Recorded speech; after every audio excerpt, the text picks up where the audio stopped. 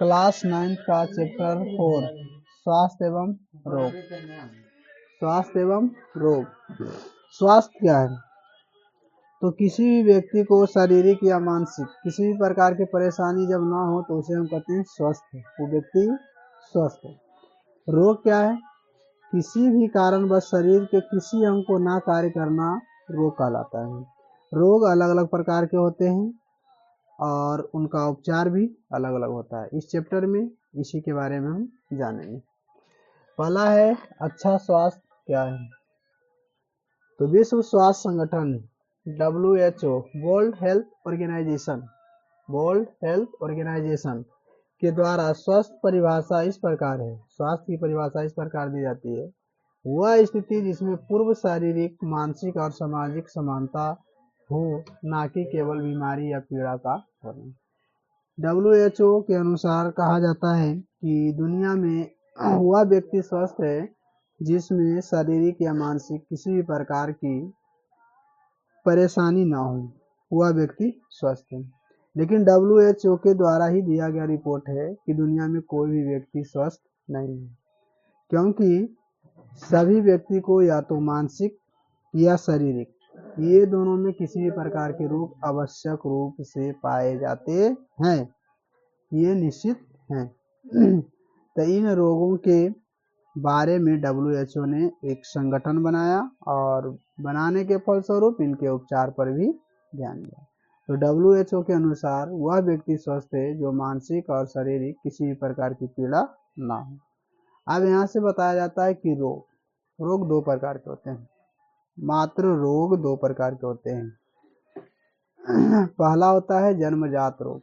जन्मजात रोग वैसे रोग होते हैं जो जन्म के साथ उत्पन्न होते हैं, जैसे जितना भी विकलांग है, गूंगा बहरा, ये सभी, तो ये जन्मजात रोग हुआ जो जन्म के साथ ही उत्पन्न होता है। दूसरा होता है उपार्जित रोग। उपार्जित रोग हमेशा ऊपर से उत्पन्न होता है, जैसे कटना, छटना, कैंसर, मधुमेह, ये सभी रोग जो हैं, ये सभी रोग होते हैं जिन्हें हम बोलते हैं उपार्जित रोग। तो रोग दो प्रकार के होते हैं, एक जन्मजात रोग जो जन्म से होता है और एक उपार्जित रोग जो ऊपर से होता है। अब यहाँ जानेंगे अच्छे स्वास्थ्य की मूल शर्तें क्या है, हम कैसे स्वस्थ रहेंगे। करा है पहला संतुलित आहार। ऐसा आहार जिसमें सभी पोषक तत्व जैसे कार्बोहाइड्रेट, वसा, प्रोटीन, खनिज लवण, विटामिन समुचित मात्रा में उपलब्ध है। भोजन का मतलब ये नहीं हुआ कि हम भरपेट भोजन कर लें, कुछ भी चावल दाल चावल दाल चावल दाल चावल दाल ये भरपेट हम कर लें, तो ये हमारा संतुलित भोजन नहीं कराता है। संतुलित भोजन में होना चाहिए कार्बोहाइड्रेट, प्रोटीन, विटामिन, वसा, ये सभी मिलकर होंगे, तब जाके उसे हम बोलेंगे संतुलित आहार। संतुलित आहार में शरीर के सभी ऑर्गन कार्य करते हैं। जब हम संतुलित आहार लेंगे तो सभी ऑर्गन काम करेगा, लंबाई भी बढ़ेगा, थोड़ा मोटापा भी बढ़ेगा और सभी तरह के हम जैविक काम कर सकते हैं।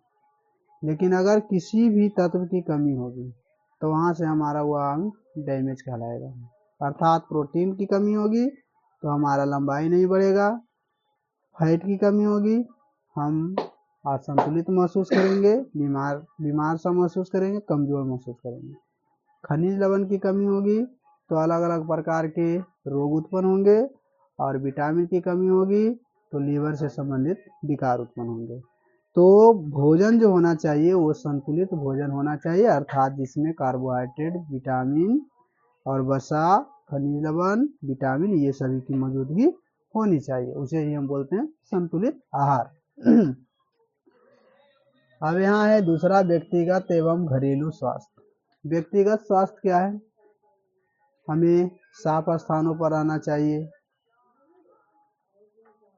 जो व्यक्ति दूषित है, जो व्यक्ति बीमार है उससे दूरी बनाकर रखना चाहिए, खासकर खांसी से संबंधित रोगियों को। घरेलू स्वास्थ्य वैसे स्वास्थ्य जिसमें उपचार के लिए हम बाहरी दवा का उपयोग ना करके घर का ही दवा का उपयोग करते हैं। अब घरेलू उपचार में तुलसी का पत्ता वगैरह वगैरह जो हम अपनाते हैं वो हो गया घरेलू उपचार। गर्म पानी वगैरह वगैरह काढ़ा बनाकर पीना, ये सभी होते हैं। दूसरा है स्वच्छ भोजन एवं जल। भोजन ताज़ा होना चाहिए, जल भी ताज़ा होना चाहिए। जब इसका हम सेवन करेंगे स्वच्छ भोजन और स्वच्छ जल का, तो हमारे पास 50% बीमारियां अट्रैक्टिव नहीं होगी, हमारे पास नहीं आएगी। शुद्ध एवं स्वच्छ हवा। हम जो श्वसन के रूप में उपयोग करेंगे, वो जो हवा का उपयोग करते हैं वो कैसा होना चाहिए, तो वातावरण उसका शुद्ध होना चाहिए और उस एरिया में अधिक से अधिक पेड़ पौधे लगे हों। गार्डन में हमको घूमना चाहिए, वहाँ पर अच्छी अच्छी वो ऑक्सीजन का लेवल भी पाया जाता है, वहाँ पर ऑक्सीजन अच्छे समुचित मात्रा में पाए जाते हैं जहाँ ज़्यादा पेड़ होता है, इसलिए वैसे स्थानों पर घूमना चाहिए। और जहाँ पर भाग दौड़ हमारी ज़िंदगी ये सभी वाहन चलते हैं, वहाँ पर हमें कम से कम समय बिताना चाहिए, कम भीड़ भाड़ वाले स्थानों पर तो एकदम नहीं रहना चाहिए। तो शुद्ध हवा की भी ज़रूरत होती है। व्यायाम एवं विश्राम। व्यायाम होना बहुत ज़रूरी है। प्रत्येक दिन कम से कम आधा घंटा 15 मिनट व्यायाम करना चाहिए, क्योंकि लोगों को अलग अलग प्रकार की समस्याएं होती है। किसी व्यक्ति को पैर से संबंधित होता है, किसी व्यक्ति को हाथ से संबंधित होता है, किसी व्यक्ति को फेफड़ा संबंधित होता है, किसी व्यक्ति को श्वसन से संबंधित होता है। तो ये सभी परेशानियों को हम व्यायाम के माध्यम से यानी योगा के माध्यम से आसानी से सॉल्व कर सकते हैं। और इसका जो सॉल्व होगा यानी सोल्यूशन जो होगा वो लंबे समय तक के लिए होगा। साथ ही हमारा बॉडी जो है, बॉडी पूरा काम करेगा, बॉडी के सभी अंग तत्परता से काम करेंगे, सभी अंग सुचारू रूप से कार्य करेंगे, और जिसकी कमी होगी वह बॉडी हमारा अंग बताएगा कि यहाँ पर थोड़ा कमी महसूस हो रहा है, तो उसके अनुसार हम आसानी से थोड़ा यानी कम पैसा में ही किसी भी चीज़ का उपभोग करके और हम उसको दूर कर सकते हैं। ये किससे होता है? व्यायाम से होता है। विश्राम क्या है? काम करने के बीच बीच में आदमी को यानी व्यक्ति को विश्राम करना बहुत ही आवश्यक होता है। यदि थकावट हमें महसूस हो और उसके बाद भी अगर हम थकावट का कार्य करते हैं तो उससे हमें ज़्यादा से ज़्यादा हानि हो सकती है, इसलिए बीच बीच में विश्राम करना बहुत ही ज़रूरी होता है। दुर्व्यसन का ना होना। दुर्व्यसन क्या है? तो व्यसन संबंधित रोगों का होना। व्यसन दो प्रकार के रोग होते हैं। एक होता है जिसमें हम तंबाकू वगैरह वगैरह को रखते हैं, जो बाहरी से लिया जाता है। दूसरा होता है व्यसन से संबंधित रोग, जिसको हम बोलते हैं जनन रोग। तो ये दोनों रोग से भी हमें बचना चाहिए। अगर इतना चीज़ को हम पूरा करते हैं तो हमारे लिए ये सबसे इम्पोर्टेंट होता है, हम स्वस्थ रहेंगे, हम कभी भी बीमार नहीं पड़ सकते यदि ये 6 के 6 तरीका को हम अपनाएंगे तब। अब है मानव रोग। मानव रोग करा रोग एक असामान्य शारीरिक स्थिति है जिसमें शारीरिक अंग या अंग तंत्र सामान्य रूप से कार्य नहीं कर पाते हैं। तो मानव में रोग क्या कहलाएंगे? मानव का कोई भी अंग नहीं कार्य करना ही मानव में अंग रोग कहलाता है। रोग लक्षण तथा रोगों के सामान्य चिन्ह। रोग लक्षण क्या है और इसके चिन्ह क्या है? वैसे संकेत जो शारीरिक अंगों के सामान्य कार्य ना करने से मिलते हैं तथा जिसे केवल रोगी ही महसूस कर सकता है, रोग लक्षण कहलाता है। कभी भी रोग लक्षण कोई दूसरा व्यक्ति महसूस नहीं कर सकता है, वो सिर्फ उसकी भावनाओं को सुन सकता है, लेकिन कभी भी उसका जो दर्द होगा, उससे जो पीड़ा हो रही है, वो कभी भी दूसरा व्यक्ति अनुभव नहीं कर सकता है। उसे ही हम बोलते हैं रोग लक्षण। रोगों के समान चिन्ह वैसी स्थिति है जो शरीर की कायिक एवं रचना के आदर्श स्वरूप में परिवर्तन को दर्शाता है। जहाँ पर हमें कष्ट होगा वहाँ पर हमारा माइंड यानी हमारा जो माइंड है और हमारा जो नेत्र है, हमारा जो हैंड है यानी हाथ है, ये सभी बार बार उसी स्थान को एकत्रित करेंगे, सूचित करेंगे। तो इस प्रकार हम रोग को चिन्हित कर सकते हैं कि यहाँ पर इस शरीर के इस अंग में रोग हुआ है। आगे तीव्र तथा चिरकिलिक रोग। तीव्र होते हैं और चिरकिलिक कुछ रोग होते हैं। ऐसे रोग जो अचानक उत्पन्न होते हैं तथा जिनका प्रभाव अंशकालिक अर्थात कम समय के लिए होता है, तीक्ष्ण होता है। यानी तीक्ष्ण रोग जो होते हैं कुछ समय में ही उत्पन्न होते हैं और इनका प्रभाव कुछ समय के लिए ही रहता है। तीव्र रोग के श्रेणी में आते हैं ऐसे रोग। अब कह रहा है दूसरा, ऐसे रोग जो बहुत समय तक बने रहते हैं चिरकलिक रोग कहलाते हैं। ये जो चिरकलिक रोग हैं महिलाओं में या पुरुषों में दाग, खाज, खुजली जो लंबे समय तक चलते रहता है, तो ये सभी कहलाते हैं चिरकलिक रोग। चिरकलिक रोग में बहुत सारे आएंगे, श्वसन से संबंधित बीमारी, दमा भी आएगा, मधुमेह भी आएगा, एड्स भी आएंगे, बहुत सारे रोग जो आएंगे वो चिरकलिक रोग में आएंगे जो लंबा समय तक रहे। चिनिया बीमारी, ये सभी आएंगे। रोगों के प्रकार एवं कारण क्या है? रोगों के प्रकार को दो वृहद समूहों में बांटा गया है। पहला, आंतरिक कारकों से होने वाले रोग, शरीर के अंदर, बॉडी के अंदर किसी भी प्रभाव से जो रोग होगा, जीवाणु, कीटाणु, विषाणु, जिससे भी संबंधित रोग होगा उसे हम बोलेंगे आंतरिक कारक से होने वाले रोग। दूसरा है बाह्य कारक या बाहरी कारणों से होने वाले रोग। इसमें तो ऐसे जीव जंतु या किसी भी बाह्य कारक द्वारा, यानी कट जाना, फट जाना, चोट लगना, टूटना, मुड़ना, ये सभी जो होंगे वो बाह्य कारक होंगे। और जो खांसी होना, छींकना, ये सभी जो होंगे वो आंतरिक कारक होंगे। आंतरिक कारक यानी शरीर के अंदर डैमेज, बाह्य कारक मतलब शरीर के बाहर डैमेज। अब है आंतरिक कारक तथा उनसे होने वाले रोग। रोगों के आंतरिक कारक ऐसे कारक होते हैं जो शारीरिक रचना या शारीरिक क्रियाओं के दोषों के कारण स्वास्थ्य को प्रभावित करते हैं। तो ये हमेशा हमेशा के लिए शरीर के अंदर पाए जाते हैं और शरीर के अंदर किसी भी अंग को डैमेज करेंगे। अनुवांशिकी, इसी में आता है अनुवांशिकी। ऐसे रोग वंशानुगत होते हैं, अर्थात माता पिता से उनकी संतानों में पीढ़ी दर पीढ़ी पहुंचते हैं। ऐसे रोगों को अनुवांशिकी रोग कहते हैं। हेमोफीलिया एक ऐसा ही रोग है। इस रोग में रोगी के रक्त में थक्का बनने की क्षमता नहीं होती है। अनुवांशिकी रोग में एक रोग का नाम आता है जिसका नाम है हीमोफीलिया। ये सामान्यतः महिलाओं में पाया जाता है। ये जो रोग पाया जाता है हीमोफीलिया, इसमें क्या होता है कि अगर महिलाओं के शरीर के किसी भी अंग कट जाए तो उससे ब्लड निकलना जो शुरू होता है कभी भी बंद नहीं होता है जब तक कि हम उसका समुचित उपचार ना करें। तो इस रोग का नाम होता है हीमोफीलिया। ये इतना खतरनाक रोग होता है कि अगर इस पर थोड़ा सा टाइम ध्यान नहीं दिया जाए तो उस व्यक्ति की मृत्यु 100% होगी। दूसरा है हार्मोन की गड़बड़ी। हमारे शरीर में पाई जाने वाली विशेष प्रकार की ग्रंथियां, जिन्हें अंतःस्रावी ग्रंथियां कहते हैं, हार्मोन की आवश्यकता से कम या ज़्यादा बनने से कई रोग हो जाते हैं, जैसे मधुमेह या डायबिटीज तथा भीमकात्व या जाइगेटिज्म। डायबिटीज इंसुलिन नामक हार्मोन के कम बनने के कारण होता है। जाइगेटिज्म में मनुष्य का शरीर सामान्य से बहुत बड़ा हो जाता है। ऐसे वृद्धि हार्मोन को ज़्यादा बनने के कारण होता है। अब यहाँ से समझना है कि हार्मोन गड़बड़ी के कारण क्या हो सकता है। तो सबसे पहले जानेंगे हार्मोन की गड़बड़ी होता है तो मधुमेह रोग होता है। इसमें इंसुलिन होता है। इंसुलिन की कमी से कौन सा रोग होता है? मधुमेह। इसी को बोलते हैं डायबिटीज, इसी को बोलते हैं चिनिया बीमारी, इसी को बोलते हैं शुगर हो गया। तो ये हो गया मधुमेह। किसकी कमी से होता है? इंसुलिन की कमी से। इंसुलिन की कमी से होता है रोग जिसका नाम है डायबिटीज या चिनिया। तथा दूसरा है भीमकत्व या जाइगेंटिज्म। ये जाइगेंटिज्म क्या है?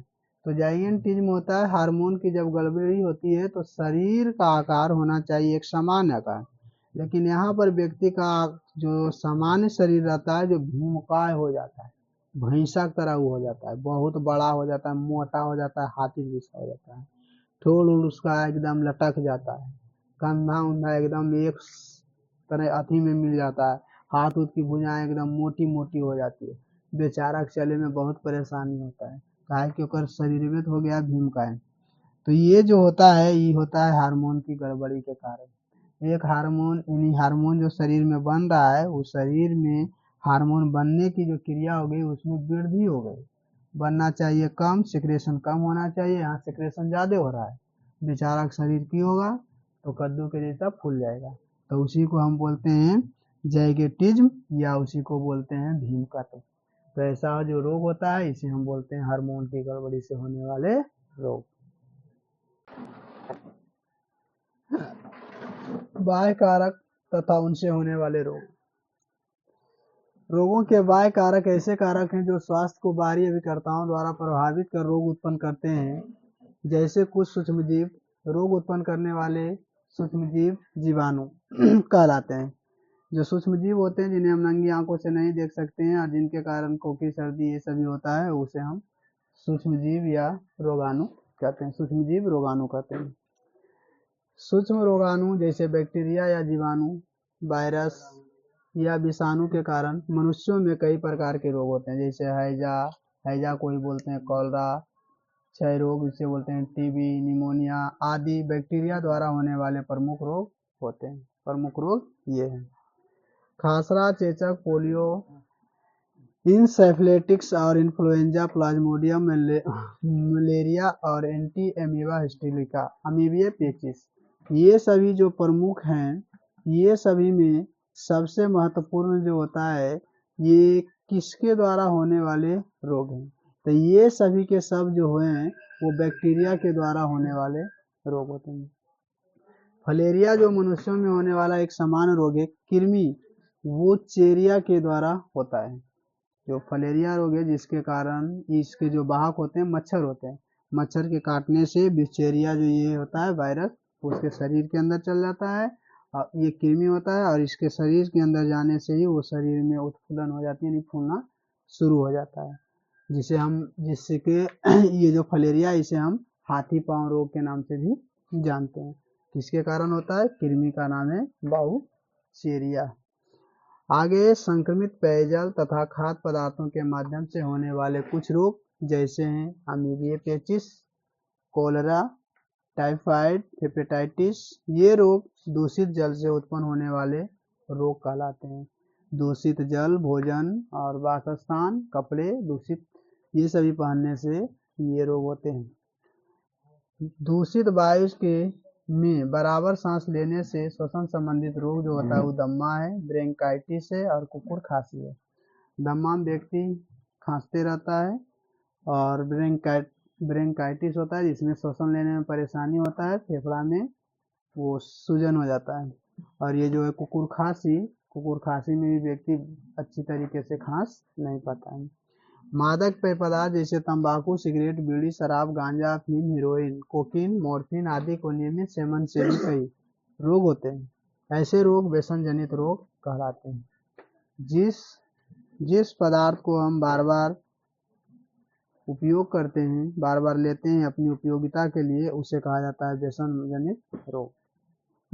संक्रामक रोग क्या है? सूक्ष्मजीव रोगाणु के कारण होने वाले रोग संक्रामक रोग कहलाते हैं, जैसे कॉलरा, इन्फ्लुएंजा, निमोनिया, ट्यूबरकुलोसिस या टीबी, इसी को ट्यूबरकुलोसिस को ही टीबी बोलते हैं, एड्स, मलेरिया, फलेरिया संक्रामक रोग के कुछ उदाहरण हैं। कुछ संक्रामक रोग तथा उनके कारक रोगाणु जानेंगे। संक्रामक रोग इधर है और इधर है इनके रोगाणु। Cholera, typhoid, diarrhoea, pneumonia, plague, tetanus, diphtheria, tuberculosis एवं कुष्ठ रोग, ये सभी बैक्टीरिया से होते हैं। दूसरा है चर्म रोग, भोजन विषाक्तता, ये सभी होते हैं फंजाई से यानी कवक से। मलेरिया, डायरिया, अमीबिया पेचिस, कालाजार और ये है जॉर्डियता और निंद्रा रोग, ये होते हैं प्रोटोजोआ से। और अगला फैलेरिया, टिटेनियसिस, हाथी पांव रोग, ये होते हैं कृमि से। इन सभी रोगों के हम आगे विश्लेषण करेंगे, विशेषता रूप से हम इनको जानेंगे।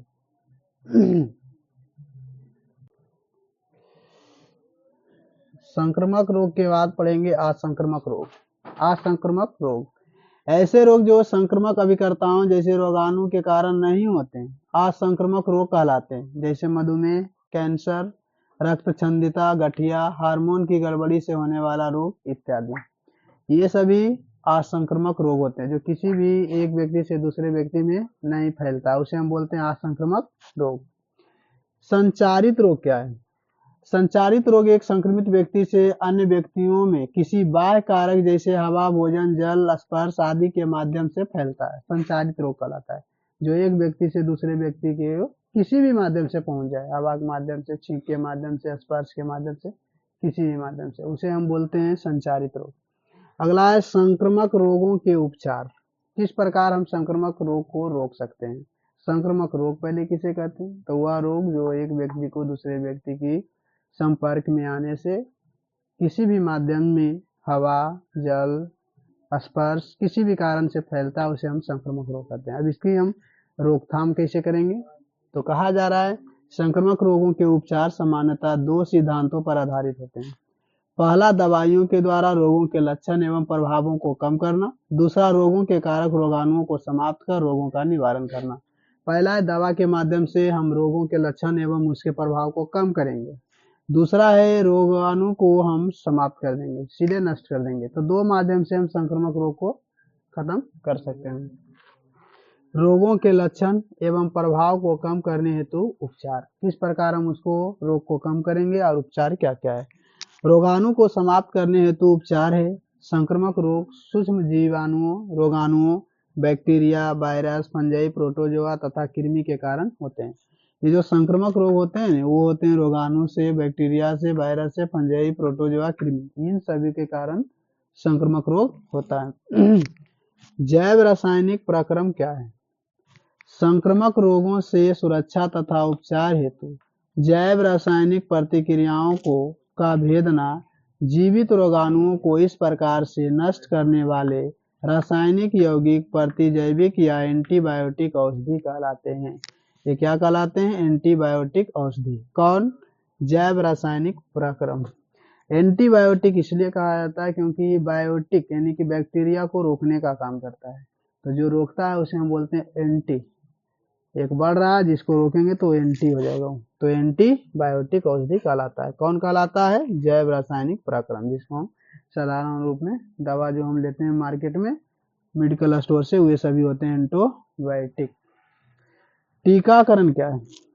टीकाकरण की आवश्यकता क्यों पड़ी? तो टीकाकरण की आवश्यकता हुई रोगों से सुरक्षा प्रदान करने के लिए। टीकाकरण 2 प्रकार के होते हैं। एक टीकाकरण जो होता है वो सुई के माध्यम से जाता है, दूसरा जो टीकाकरण होता है वो बूंद के माध्यम से जाता है। तो टीकाकरण के द्वारा अलग अलग प्रकार के बीमारियों को रोका जाता है। टीकाकरण में एक आता है पल्स पोलियो, जिसको भी हम बोलते हैं टीकाकरण, लेकिन उसमें बच्चे को 2 बूंद दिया जाता है। और एक टीकाकरण होता है जैसे कोरोना वैक्सीन वगैरह वगैरह, ये भी टीकाकरण ही है। इसमें सुई के माध्यम से हमारे ऊपर प्रतिजैविक को दिया जाता है। तो 2 माध्यम होते हैं टीकाकरण के। ये टीकाकरण क्यों जरूरी है? रोगाणु से बचाव के लिए। टीकाकरण किससे कहते हैं? तो रोगों से सुरक्षा प्रदान करने के लिए जिस युक्ति या माध्यम की आवश्यकता पड़ती है उसे हम बोलते हैं टीकाकरण। इससे रोगाणु की समाप्ति की जाती है। टीका का खोज का कहानी अत्यंत रोचक है। एडवर्ड जेन्नर 1795 में एक व्यक्ति जिन्हें टीके की खोज का श्रेय दिया जाता है। टीके को शरीर में प्रवेश कराने की विधि टीकाकरण कहलाता है। रोगाणु मिश्रित इस प्रकार का विशिष्ट रासायनिक टीका कहलाता है। टीका सुई लगाकर या दवा के रूप में पिलाकर शरीर में प्रवेश कराया जाता है। 2 माध्यम हुए, या तो सुई लगाकर या तो दवा के रूप में पिलाकर। पल्स पोलियो कार्यक्रम क्या है? अच्छा, यहाँ से आता है कि एडवर्ड जो जेन्नर थे किस टीके की खोज की? तो ये किए थे चेचक के टीके का खोज। चेचक के टीका के खोज चेचक के टीका के खोज किया था एडवर्ड जेन्नर।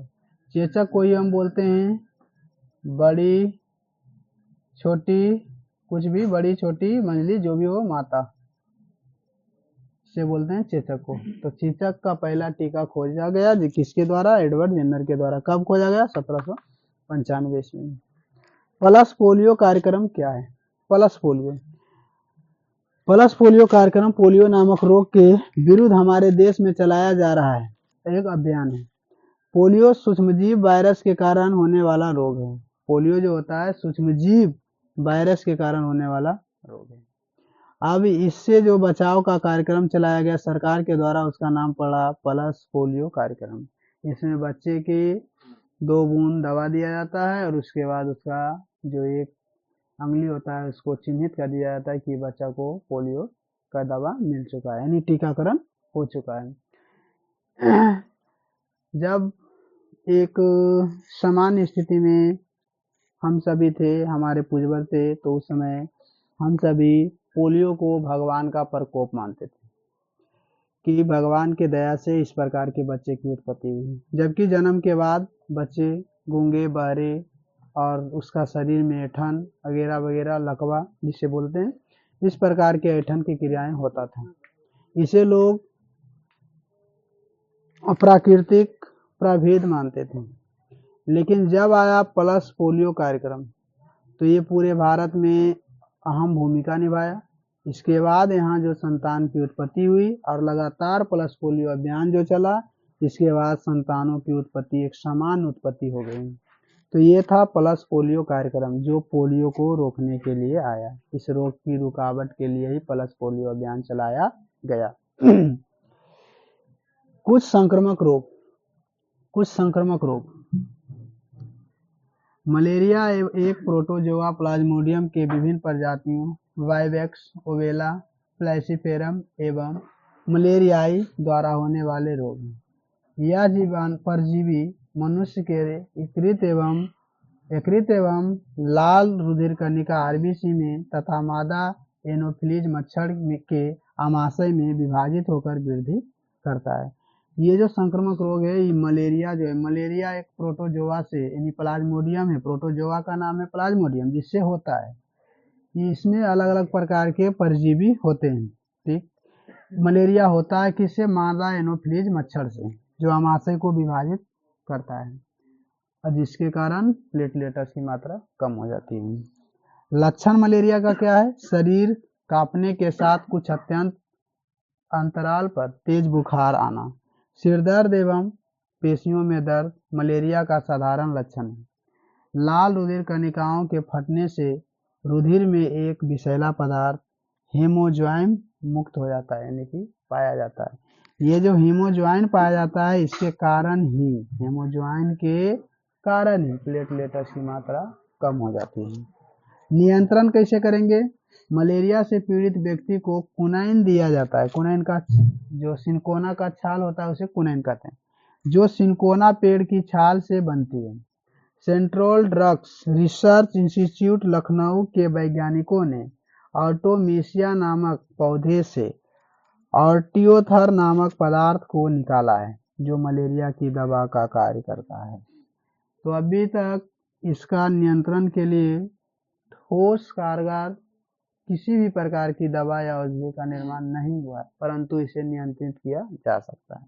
नियंत्रण करने के लिए हम ये जो है सिकोना वृक्ष के छाल, जिसे कुनैन कहते हैं, उसका प्रयोग किया जाता है। उसको काढ़ा बनाकर उसको बार बार व्यक्ति को पिलाया जाता है।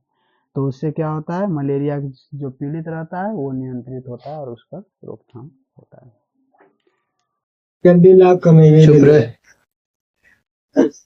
रोकथाम, मलेरिया का रोकथाम हम किस प्रकार करें? तो मलेरिया के रोकथाम के लिए हमें 2 तरह के उपाय करने चाहिए। पहला है मच्छरों से अपनी सुरक्षा करके, दूसरा है मच्छरों को नष्ट करके। तो मच्छर से सुरक्षा हम कैसे प्रदान करेंगे? मच्छरदानी लगाकर। और मच्छरों को नष्ट कैसे करेंगे? तो हमारे घर के इर्द गिर्द जो गड्ढे होंगे, गड्ढे में जो पानी जमा होगा, वहाँ जो ये मच्छर के लार्वे होंगे, उस पर मिट्टी का तेल दे देंगे या उस पर DDT का छिड़काव कर देंगे।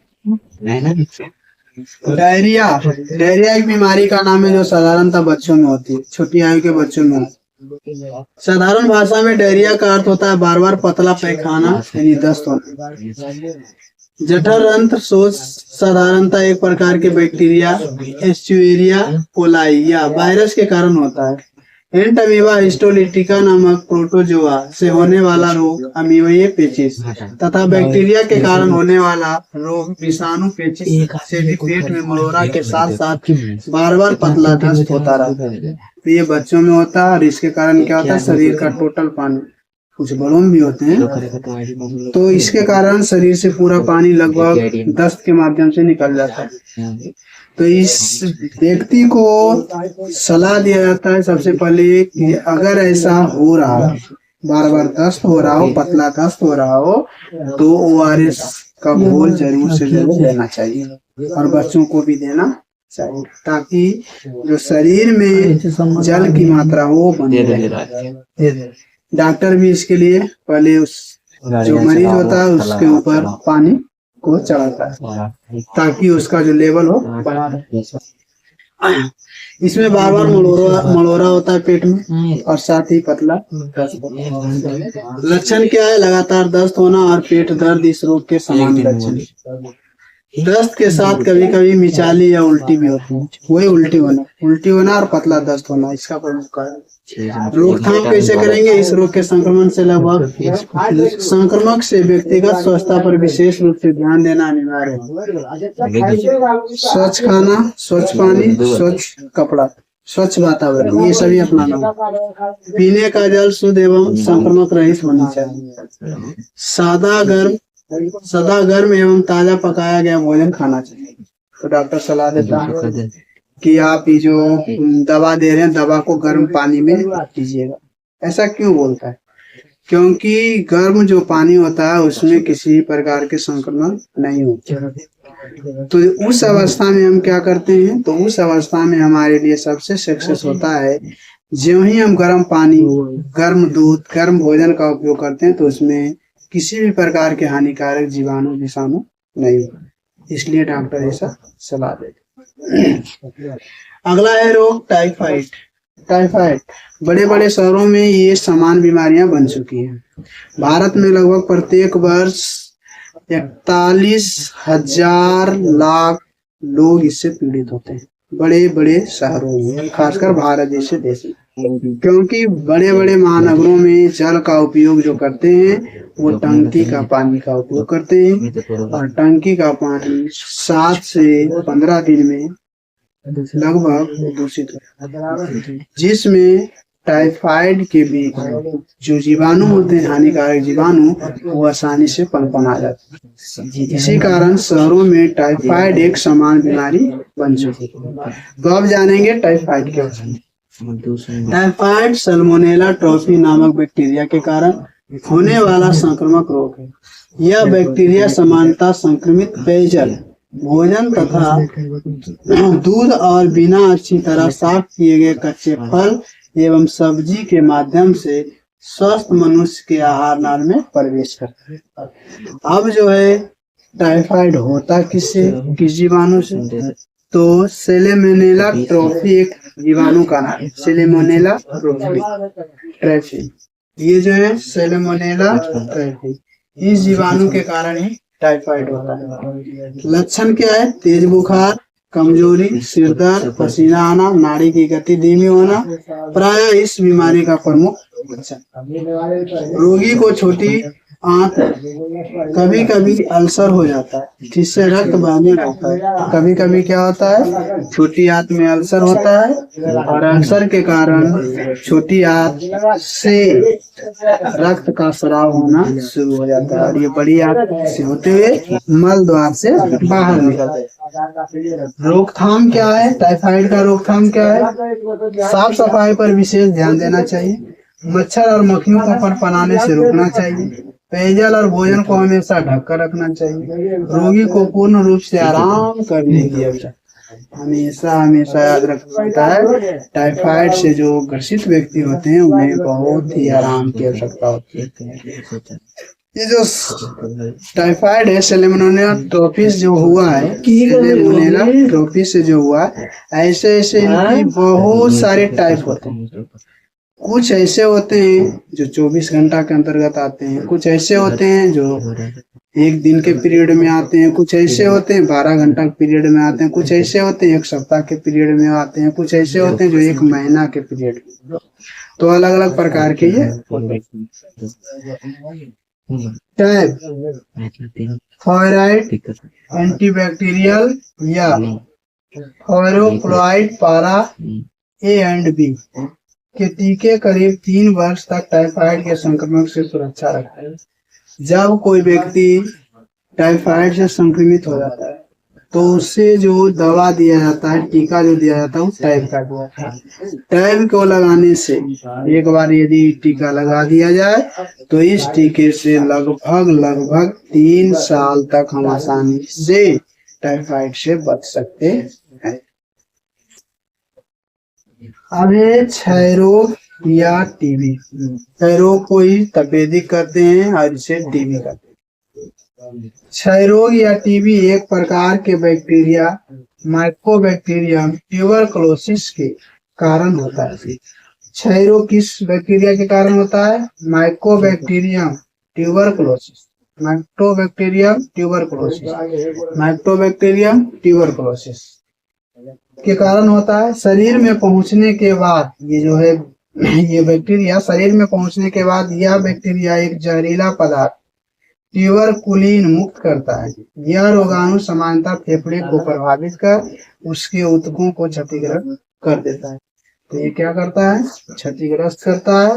यहाँ पर दिखाया गया है रक्त कोशिका को, यहाँ बैक्टीरिया जैसे जैसे फैलेगा इसको तोड़ते चल जाएगा। क्षय रोग के रोगी को खखार में माइक्रोबैक्टीरियम ट्यूबरकुलोसिस पाया जाता है। उसके थूक खखार से भी दूर रहना चाहिए। क्षय रोग के लक्षण क्या है? तो सामान्यतः हल्का बुखार होना, लगातार खांसी आना, खांसते समय कफ या बलगम के साथ रक्त निकलना तथा रात में शरीर से पसीना निकलना क्षय रोग के प्रमुख लक्षण। रोग के शीघ्र उपचार न होने पर भूख लगना सामान्य से कम हो जाता है, जिससे शरीर का वजन लगातार। इस रोग के लक्षण धीरे धीरे प्रकट होते हैं। करीब 3 महीने से ज्यादा खांसी के साथ साथ हल्का बुखार रहना इस रोग के प्रारंभिक लक्षण है। रोग पुराना होने पर कफ के साथ रक्त निकलता है, सीने में दर्द रहता है और चलने पर रोगी कांपने लगता है। कोई भी काम करता है शारीरिक काम तो कांपता है। बच्चों में टीबी रोग होने पर अन्य लक्षणों के अतिरिक्त लसिका गांठों में सूजन हो जाता है। लसिका गांठ में सूजन आ जाता है। किसी व्यक्ति को टीबी होने की सही जानकारी उसके कफ या बलगम की जांच, सीने का एक्सरे और त्वचा की ट्यूबरकुलिन जांच से होती है। जब इसका जांच होगा तभी पता चलेगा टीबी के बारे में। अरे रोकथाम। क्षय रोग को फैलने से रोकने के लिए सबसे पहले रोगी को परिवार के अन्य सदस्यों विशेषकर बच्चों से अलग रखना चाहिए। रोगी को एकदम अलग रखना चाहिए। रोगी को यत्र तत्र थूकने या खांसते समय निकलने वाले कफ को फेंकने से रोकना चाहिए। जहाँ तहाँ थूक थाक ना करे। खांसते समय रोगी को रुमाल या हाथ से मुंह ढककर उसको खोखना चाहिए। भविष्य में रोग होने की संभावना से बचने के लिए शिशु में बीसीजी का टीका लगाना चाहिए। बीसीजी का टीका लगता है उसे लगाना नियंत्रण के लिए आम व्यक्तियों को टीबी रोग के लक्षण, उनके रोकथाम के उपाय तथा रोग के उपचार की जानकारी के प्रति जागरूक करना अनिवार्य। इसके लिए प्रति वर्ष 24 मार्च विश्व टीबी दिवस मनाया जाता है। इस दिवस का एक नारा है, नो टीबी नो टीबी, अर्थात टीबी ना हो इसके लिए टीबी को जाने। टीबी कैसा होता है इससे पहले जाने, तब हमें टीबी नहीं हो। तो हो गया no TB no TB.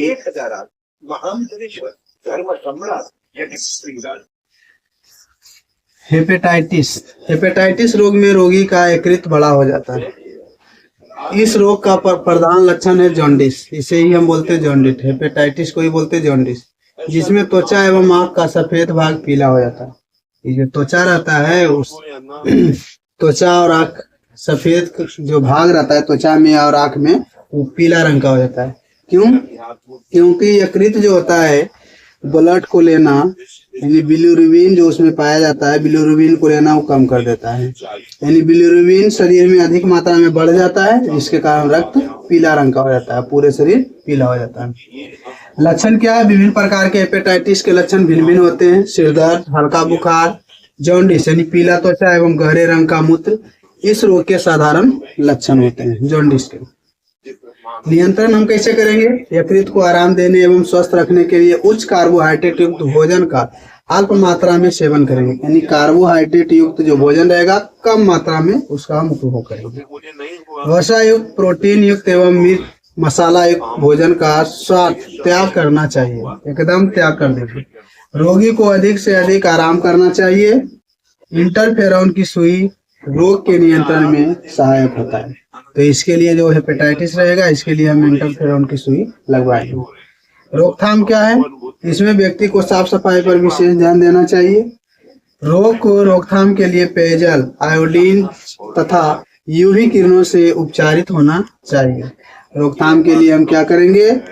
Iodine it's और यूवी किरणों से अपचयित यानी कि शुद्ध जो पानी होता है उसका उपयोग करना चाहिए, क्योंकि इसका प्रमुख जो कारण है विषाक्त भोजन, विषाक्त पानी और विषाक्त वातावरण होता है। जॉन्डिस का प्रमुख कारण। जॉन्डिस में शरीर का पीला होना, शरीर का पीला होना उसी को हम बोलते हैं हेपेटाइटिस। तो इसका प्रमुख कारण होता है गंदा पानी, गंदा भोजन और गंदा वासस्थान। उससे हमको दूर रहना चाहिए। अगला रोग है rabies. Rabies rabies rhabdo virus से होता है। रेबडो वायरस के होने के कारण ये घातक रोग है। रेबीज के वायरस सामान्यतः कुत्ते के शरीर में वृद्धि एवं प्रजनन करते हैं, इसलिए कुत्ते इस वायरस के संग्राहक कहलाते हैं। कुत्ते के अतिरिक्त बिल्ली, बंदर, गीदड़, चमगादड़ तथा गिलहरी जैसे मेमेलिया वर्ग के जंतुओं में भी इस वायरस के संभावक होते हैं। लक्षण क्या है? पहले रेबीज के बारे में जानिए। रेबीज जो मुख्यतः होता है, ये जो वायरस होता है मुख्यतः कुत्तों में पाया जाता है। कभी कभी इसका प्रभाव बंदर, गिद्दड़ और छोटे छोटे जो जीव जंतु होते हैं उसमें भी देखने को मिलता है। यहाँ तक कि किसी किसी मनुष्य में भी ऐसे वायरस पाए जाते हैं। इसी कारण बोला जाता है कि मनुष्यों को दांत से किसी भी अंग का स्पर्श नहीं करना चाहिए। अब लक्षण जानेंगे रेबीज के। सिर दर्द, हल्का बुखार, गर्दन में दर्द इस रोग के प्रारंभिक लक्षण है। मुख से लार टपकना, चीखना, चिल्लाना इस रोग का मुख्य लक्षण है, पहचान है कि वो उसका मुख से लार टपकेगा, चीखेगा, चिल्लाएगा, ये सभी पहचान है। ऐसे रोगी अन्य मनुष्यों को मारने या दांत काटने का भी प्रयास करता है। वो दांत काटेगा और मारने के लिए दौड़ेगा बार बार। इस रोग को हाइड्रोफोबिया भी कहा जाता है। इसे हाइड्रोफोबिया भी कहते हैं। किस रोग को? रेबीज को। रेबीज को हाइड्रोफोबिया भी कहते हैं। और रेबीज सामान्यतः होता है कुत्ता को काटने से। अब इसका हम रोकथाम कैसे करेंगे? रेबीज के वायरस से मस्तिष्क के प्रभावित हो जाने पर किसी भी प्रकार का उपचार अभी तक संभव नहीं हुआ। किसी भी प्रकार की अभी तक दवाइयाँ बाजार में नहीं आई है जिससे कि रेबीज का रोका जा सके। काटे गए स्थानों को अच्छी तरह साबुन पानी से धोकर साफ कर देना चाहिए। इसके बाद रोगी को एंटी रेबीज सीरम की सुई लगवानी चाहिए। इसके लिए 2 तरह की दवाइयाँ उपलब्ध है। पहली दवाइयाँ पाश्चर टीका, इसकी 14 सुई पेट में लगवानी पड़ती है। दूसरा है ह्यूमन डिप्लॉयड सेल टीका, जिसका 5 सुई जांघ या बाह में लगवानी पड़ती है।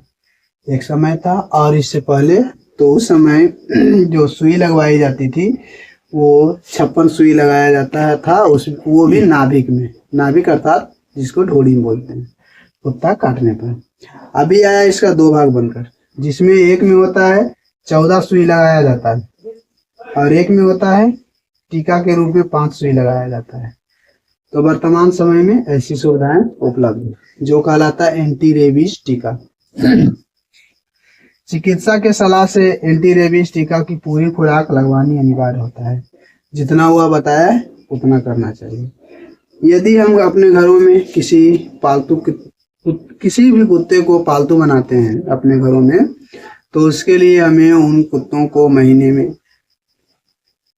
हर महीने में एंटी रेबीज का टीका उसको लगवाना चाहिए कुत्ते को, ताकि किसी पर भी अगर भूल चूक से भी वो प्रभाव करता है तो उसका जो दांत से लार से जो रेबीज का वायरस होता है, रेबडो वायरस, उस व्यक्ति के शरीर में ना प्रवेश करे। इसके लिए कुत्ते के ऊपर एंटी रेबीज का टीका लगवाना चाहिए। कम से कम महीना में 1 टीका उसका उपयोगी होता है। उससे उसमें किसी प्रकार के विष नहीं पाए जाएंगे, व्यक्ति भी सुरक्षित रहेगा। अगला रोग है एड्स का पूरा नाम है acquired immunodeficiency syndrome. Acquired immunodeficiency